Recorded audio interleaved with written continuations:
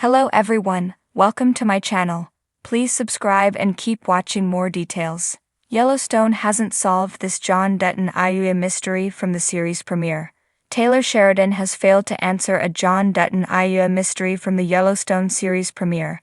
The corresponding scene is a deep pull from Lee Dutton's funeral, but it contains mysterious information about the Dutton family tree that the show didn't touch for another 5 seasons.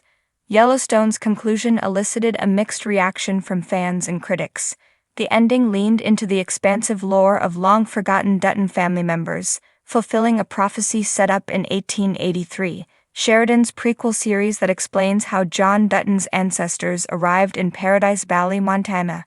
Sheridan's Yellowstone prequels, titled 1883 and 1923, respectively for the year they occur, weave together a rich tapestry that makes up the Dutton family.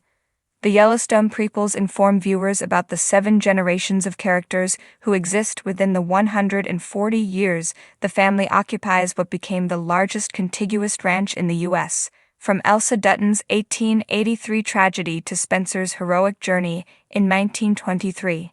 Still, one mystery critically linked to John Ivy remains unsolved, leaving Sheridan with sparse options to clear up the identity of 2 mysterious characters from the series premiere. The Yellowstone series premiere set the tone for the franchise, with a modern range war erupting between the Dutton family and the Broken Rock tribe. After a herd of cattle mysteriously migrates to the Broken Rock Reservation, the tribe's new chief claims the cattle as his people's.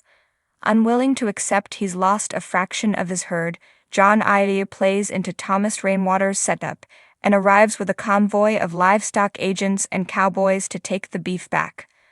Unfortunately, it's a fatal mission and John's oldest son never makes it home. After Lee Dutton's death in Yellowstone Season 1, Episode 1, John Ivy and his loved ones attend his eldest son's funeral. As the sorrowful music plays and the service begins, John closes his eyes and lifts his head to the sky, momentarily transcending. As he does this, he remembers something, with the scene cutting to a picture of 2 tombstones within the family's grassy graveyard. The weathered tombstones read the names of Chance and Ned Dutton as they flashed on the small screen.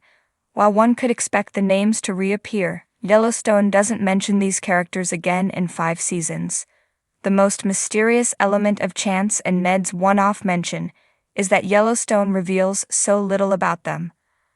Only the carving of a date is visible on Ned Dutton's gravestone, which appears to read March 16, 1863. Tall meadow grass has grown over the tombstone. Still, if the year is correct, it only confuses Ned's place in the family tree since the Dutton family settled in Montana in 1883, putting the date 2 decades before their arrival. The date on Ned Dutton's gravestone could be a continuity error since Sheridan created the prequel 3 years after launching the flagship. Chance's tombstone is similar in size and shape to Ned's, so it's probably safe to assume they died around the same time. Much less is known about Chance Dutton, whose gravestone is illegible besides his name. Another possibility, instead of a continuity error, is that Chance and Ned Dutton's graves serve as symbolic monuments for fallen family members.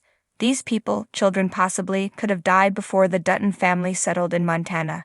That said, James Dutton is embroiled in the Civil War during the death year on Ned's gravestone, 1863, ruling out Ned as a child Margaret lost in childbirth.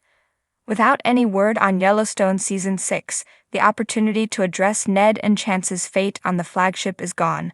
The mystery is likely an intentional move on Sheridan's part, with his Yellowstone series often complementing and informing one another. Sheridan could be leaving the mystery for another Yellowstone spin-off to solve. The next one to come to the small screen will be the 2nd installment of 1923. Moreover, 1923 Season 2 is the most likely chapter of all the Dutton family stories to answer the mystery now that the flagship has wrapped up John Dutton's story. It's unlikely, if not impossible, that Chance and Ned were James and Margaret's children, but the graves could still be a monument. The boys could have been the sons of Jacob and Kara Dutton, who arrived in Montana in 1894 after Margaret pleaded with her brother-in-law to save her husband's dream. It could be that when Jacob and Kara arrived from New York, turning James' dream into an empire, the couple erected monuments to their fallen children. From the 1923 story, We know that Jacob and Kara don't have children in Yellowstone, having raised Spencer and John has Dutton captivated as theirs. Audiences with its rich tapestry of characters, landscapes, and dramatic narratives, all surrounding the Dutton family and their immense ranch. However, despite its intricate plotting, there's one mystery involving John Dutton that has yet to be solved since the very first episode. This lingering question traces back to the opening scenes of the show and has remained unresolved, leaving fans wondering about the deeper layers of John's character. In the series premiere, we are introduced to John Dutton, played by Kevin Costner, as a stern, calculating patriarch of the Dutton family. The scene that stands out to fans is the initial sequence where John is confronted by a car accident on his land. A group of trespassers is involved in a deadly crash, and John's response to the incident speaks volumes about his moral compass and his complicated relationship with the land he owns. However, there's one crucial moment that hasn't been explained. Who exactly is the man in the car who dies at the hands of John's men? And why does John react so coldly to his death? From the beginning, John Dutton has appeared as a man of principle, albeit a principle that is not always aligned with the conventional moral code. He's fiercely protective of his family, his land, and the legacy of the Dutton name. But the mystery of the car crash victim, and more specifically, the implications of John's involvement, have been purposefully left murky. The show presents us with a snapshot of John's early decision to have the trespassers removed permanently, but it doesn't give us any backstory on the dead man or why his life was seen as disposable. The car crash, an unanswered question. The opening scene of Yellowstone sets the tone for the show's exploration of justice, retribution, and the wild nature of the American West. John Dutton's reaction to the trespassers is extreme, yet it's clear that it's not born out of a fit of rage, but rather a methodical decision. John seems unfazed by the severity of the situation, a trait that would be echoed throughout his decisions in later seasons.